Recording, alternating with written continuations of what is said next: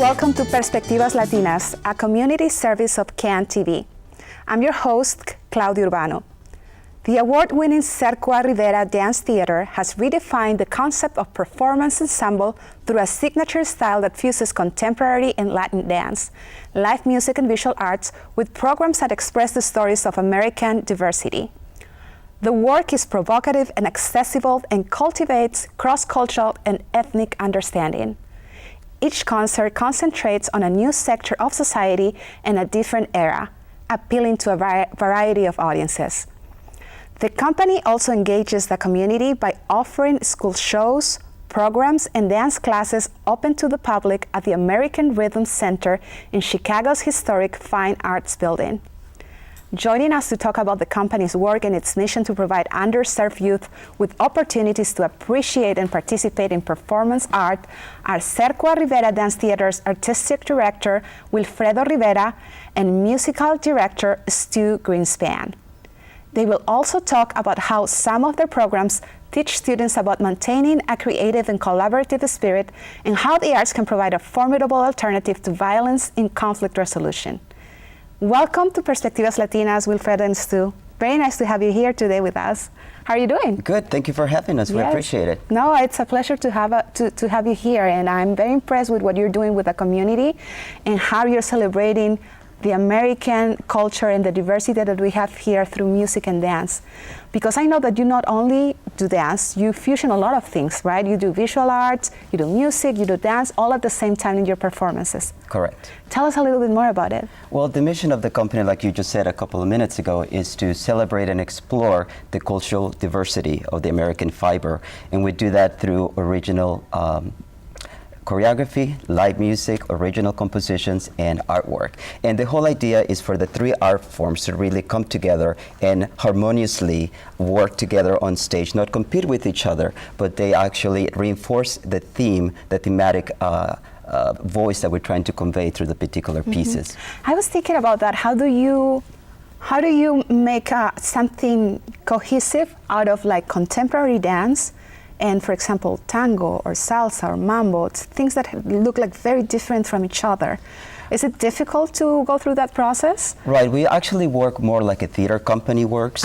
We have production meetings in which the musical director, the composers, the choreographers, the costume designers, and our visual team meet, and we talk about the different themes that we're trying to work on. So let's say we're doing a homage to the tango, so we particularly focus on that subject matter, and every artist goes their own way and then comes back and we resume the conversation. This is what I found, this is what I would like to write, these are some great paintings that I found. The costume designer can be inspired by Argentinian tango costumes from the 1920s or 1930s. So each piece we really work creatively as a group, as opposed to the most common dance company in which the choreographer comes up with the music, the idea, the costumes, and the lighting. In our case, we all collaborate together. So it's a multi-layer of ideas and inspiration. So it's more like a collective, rather than like having someone telling everybody else how to do it. Correctly. That's a bit more interesting. You have a diversity of opinions coming together. And that can only enrich the cultural, not only the cultural understanding, but the final product that the audience is engaged into. Which basically is your mission, you know, like this diversity of ideas and cultures coming together and creating something new. Exactly. So tell us about, I know that you guys have been doing this for 15 years. That's impressive. Congratulations. Thank you. How do you come up with the idea? It comes from different sources. At times I have an idea from watching a movie or reading a book or picking up a newspaper and reading about a Latino community leader that has gone through an amazing life story. Sometimes Stu and Joe Cerqua have these amazing compositions that they presented to us as choreographers to listen to and be inspired by. Sometimes we're inspired by Mad Lamp's paintings. We look at these huge murals and all of a sudden we see a story, we see a family, we see a tribe, we see a community that's going through certain struggles or revelations. Right. Or, you know, so that it all comes from different angles, and that's what's really interesting about it. Yeah, and I think it's unique. I don't know how many companies have the same concept that you guys have. Tell us, you know, what I was actually asking is about how did you come up with this idea? Oh, I'm gonna have a company that is going to be talking about the cultural diversity of America through through music, dance. And well, interestingly visual arts. enough, the company came about as a very organic animal. I was a featured soloist with River North Dance Chicago at the time. I'm a founding member of that company, and choreographic opportunities started to come my way. And I encountered Joe Cerqua's theatrical compositions and loved them and wanted to use them in my searching for my choreographic voice. Joe met Matt Lamb. Matt Lamb wanted to paint a World War II warplane in celebration of peace, in contrast to what the warplane, interesting. It represented. So the three of us just kind of met, and we were all independent, successful artists on our own, and we just thought, let's start collaborating together, bringing art, live music, and dance. And we started developing work. We presented it in small music and dance festivals throughout the city of Chicago. 2 years went on, and before we knew it, we had enough material for a full concert. So our close friends and loyal supporters said, well, let's put a concert together. So we did it at the North Shore Center for the Performing Arts. Over 700 people showed up to the concert. Wow, really? And after that, we're like, okay, now we need to file for not-for-profit. We need to get you guys a board of directors. Let's make it official. Let's make it official. This ship is going to sail. This is a good thing. It's a positive thing. It's a vibrant new voice. So that's how it all came to be. That's awesome. And you've been involved since the very beginning, because Stu, you are one of the co-founders, right? Right. Joe Cerqua, who he mentioned, he and I have been working together long before this company was established. And Joe specializes in composing and recording music as sound designs for theater. So I'm involved in all of his recordings and any performances of that music. I'll be playing on it or helping him engineer these sessions. And so we had created this sort of backlog of music already.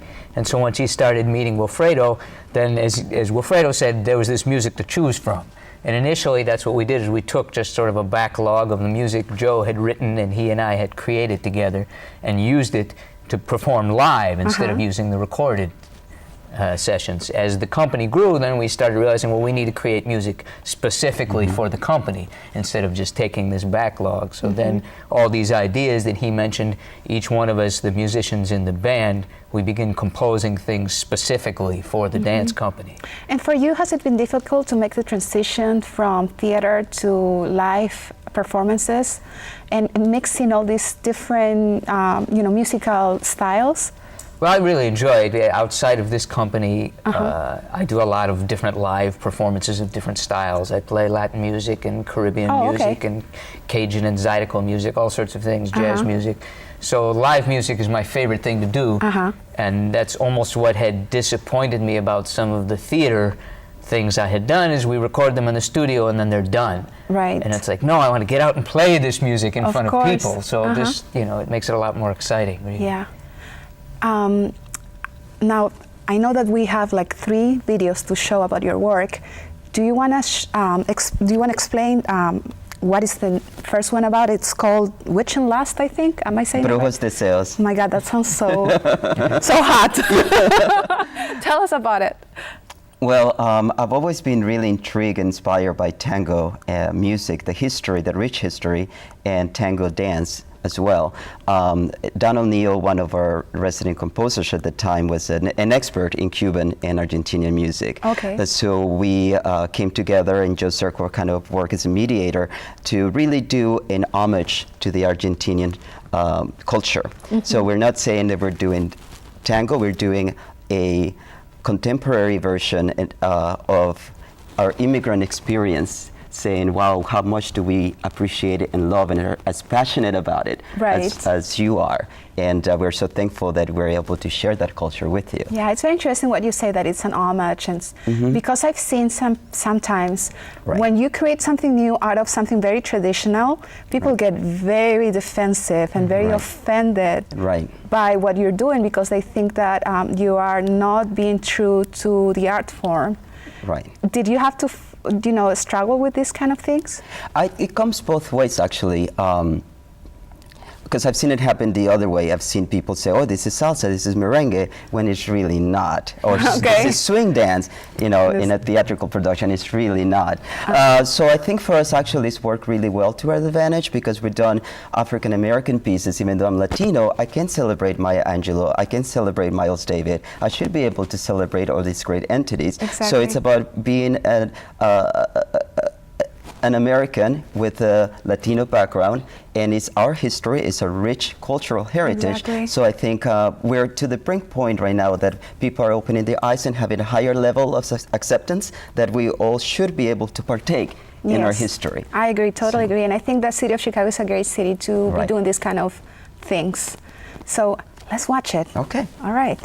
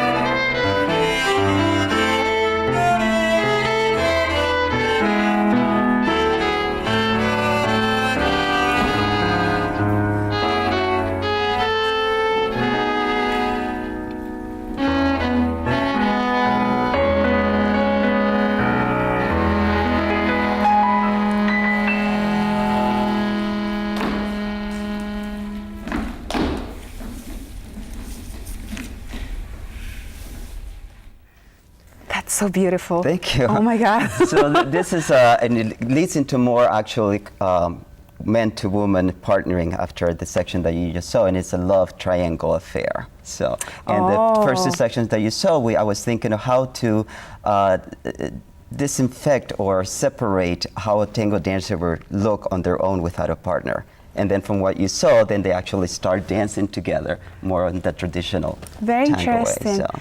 I was noticing too, what kind of dancers do you have? Do you have, because normally when you see dancers from a professional dance company, they're all very skinny. But I saw one that, you know, that is not the average. Right. Tell us a little bit about it. How do you Well, that? I know you can't see me standing, but I'm, 5'3"? 5'3" and a half, I tell people. So for me, even myself, it was challenging to get into roles, not only being Hispanic at that time when I was auditioning, but being a shorter dancer. So I definitely had to have that special juice and that special sauce to break through. So for me now as an artistic director, and what the mission of the company is to celebrate diversity, we really don't see the musician, specifically the dancers, as a body type. We really are looking for the talent, the commitment, the hunger for growth. That is really important. You don't want to work with someone that is already settled in their ways, and someone that is looking to come into an atmosphere that is embraceable and that is very supportive. So that's more important to us than a height or body type. That's super good, because sometimes, you know, we tend to fit into these stereotypes of what a dancer should be, you know, and we have wonderful dancers that cannot be that skinny, but they move wonderfully. Right, exactly. And we see that in your video. Thank you. Congratulations for that. Talking about your background, tell us a little bit, how do you become a professional dancer? Well, I'm originally from Honduras, Central America. I came to the United States when I was 12 years old. My parents are musicians, they singers, and they play instruments. My grandfather from my mom's side of the family was a painter, photographer, and poetry writer. So I come from that artistic vein as it was. So it was just for me a matter of discovering what was my path. In Honduras, there was not this kind of particular performing arts at that time, so I didn't know that you could actually have a career in dance or the performance arts in this way until I came to America and started watching shows and movies and such. And I tried being a medical student at the University of New Orleans for a year. We lost the doctor, but we gained a beautiful dancer. So my mentors at that time in New Orleans recommended for me to move to Chicago, because they told me, you know, you're not ready yet technically to move to New York or LA, go to Chicago, you can still get great training there. So this little boy from Honduras packed my car with my parents, they dropped me off here in Chicago, and I auditioned for Hubbard Street in Costa Giordano, and I was very fortunate and very grateful that I received a trainee program in both of those institutions. So I stayed with Hubbard Street. And one of our faculty members at Hubbard Street was starting a new dance company, River North Dance Chicago. So I was handpicked by the first artistic director, Sherry Zunker, to be part of the company. Wow. And 5 years later, Claudia, we were touring nationally. That's and incredible. Doing commercials and videos and all this. That's like a dream come true. It was, and it has been so. I want to talk about how you being Latino, moving in these circles that are not usually populated by, you know, people with a Latino background. How was your experience with that? It is very intimidating. When I came to America, I only knew a few words. My parents did put me in English classes, but you know, hello, good morning, thank you, pencil, table. And when you get here, people are like, hey, how are you? You know? Right. And you're like, what? Excuse me? It's not the grammatical correct things that you learn. So it was very challenging for me to get comfortable with using my voice. At that time, I mean, it was quite some time ago, people still felt comfortable with making fun of your accent, which nowadays people are very accepting, and actually you see all the new TV shows with all this English and Australian accents. At that time, it was not such as an accepted behavior. What's the name of this famous actress that she's on, Sofia Vergara, and she utilizes her accent all the time, and it's part of like her personality, her signature. Exactly. And so when I started working with these dance companies, it was only maybe me and another Latino person in that environment. And you're right, you know, it's not like we're going to go out for tacos at lunchtime. You know? Right. It's just a different environment. And quite honestly, you got to have a strong fiber and conviction to what you're doing, and really be hungry for the work that you are trying to convey and where you're trying to get to in your career. So it's just keeping on track. Right. And still, through this collaboration, have you been like more, in contact, or you learn more about the Latino community? Or? Oh, absolutely. That's been, one of the great things about this group is the opportunity to work with so many fantastic musicians. And now I have the fortune to get on the phone and call them and hire them myself. It's wonderful when I can call Joe Rendon or somebody, the finest conga player in the city, and say, "That's great. We've got a job for you." And now our piano player is Leandro Lopez Vardi from Buenos Aires, and he's writing compositions for us, and it's been a thrill for me to share the stage with him, and certainly it improves my musicianship just to play with him. So. Of course. Have you thought about like going abroad and visiting Honduras, for example, or? I would love to do it. One of these years we'll pull it off. Maybe you can do a tour and go and take it. Long-term plans, yes. That's one of the long-term plans. Oh, yes? Yes. As the company grows and being in our 15th year, we continue to evolve and find new ways to express the diversity that we're trying to celebrate. But long term, definitely is to find an agent to get us out of the Midwest, to start traveling a little bit more. The economics of traveling with a 15, 60 member dance organization, performing arts organization, is something to figure it out. But, but those would be the next steps, to start really traveling together as a group. That would be great. That would be great. So I want to go back to you being Latino. What I've observed, and maybe you too, is that many people from the Latino community don't go to these type of things. Right. Why do you think that is? Sometimes I think that we feel that it's not our thing, or that we're not going to get it, we're not going to understand it, that we're going to stick out. And actually, one of the things that we do with our programs at Little Village, the Lawndale neighborhood, one of the first things that we do is we take the students to the Harris Theater and other theaters downtown to see other dance and music performance. So we go out to dinner together downtown. They get to see this amazing performance. They get to write about it. We all discuss it together. And a lot of times they actually start recognizing things that we're working at in the studio, like, oh, I know that pirouette, or they did that leaping second that I know. So they're starting to see that there are more commonalities as opposed to differences. And I think if we can start shaving that older mentality, that we will find something that will relate to us if we open ourselves to it. That's great. Now we have a second video to watch, and it's called Voces Inocentes, or Innocent Voices. Do you want to introduce it? Sure. This piece is inspired by a survivor of the Civil War in El Salvador in the 1980s. His story ended up being a movie, and that's how I learned about it, and then I read his scripts. And it's a global epidemic, children forced into the military. That's what the thematic underlying theme of the piece is. The music is by Joe Cerqua. He was inspired and explored Salvadoran folkloric music and Central American folkloric music. And I was sort of the curator of the piece, and then I retained a really well-established Filipino Latino choreographer, Eddie Ocampo, and a projection designer found pictures of kids through the military process around the globe, and also drawings of kids before, during, and the aftermath of war. That's very interesting. Let's watch it.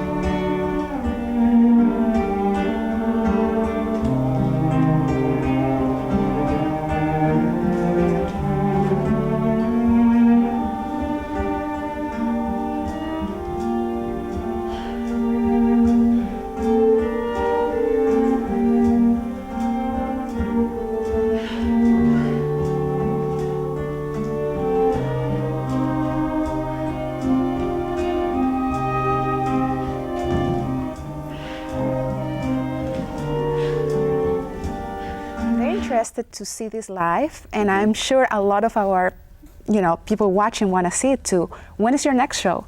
Our fall concerts are coming up September 14th and 15th at the Ruth Page Arts Center, and all of our information is in the website, so you can go there and you can find a link to purchase tickets or our phone number for more information as well. Great. I went to your website and watched a beautiful video of this young dancer who you were training. What's his name? Benjamin, yeah. He was amazing. Yeah, he's only great. 16 years old. At that time, he was only 16. Wow, and he was part of this program where you are like training students from, or youth from underserved communities? Yes, we have two programs, the Cerqua Rivera Youth Ensemble, which is what you saw, and we also have the residency programs in the Little Village neighborhood. And what we're doing with those programs is not only infusing dance and the creativity and the multi-ethnic understanding, but also infusing it with art, conflict resolution techniques, which is really important right now in that community. How can we resolve our differences without escalating to shouting matches and punching each other? So just giving them certain techniques and tools that they can actually use in real life situations. But it's great. There's so much more that I would like to talk to you about. Me too. But we're running out of time. So we have to say goodbye to you. But thank you so much for being here with us today. It's been a pleasure. Please keep doing what you're doing. Hope to see you on stage. Thank you for having us. Thank you. Perspectivas Latinas is a community service of CAN TV. If your non-for-profit organization would like to use CAN TV, please call 312-738-1400 and ask for non-for-profit services. Tune in to Perspectivas Latinas for local issues and concerns every Thursday at 8:30 p.m. on CAN TV. I'm Claudia Urbano, and thank you so much for joining us.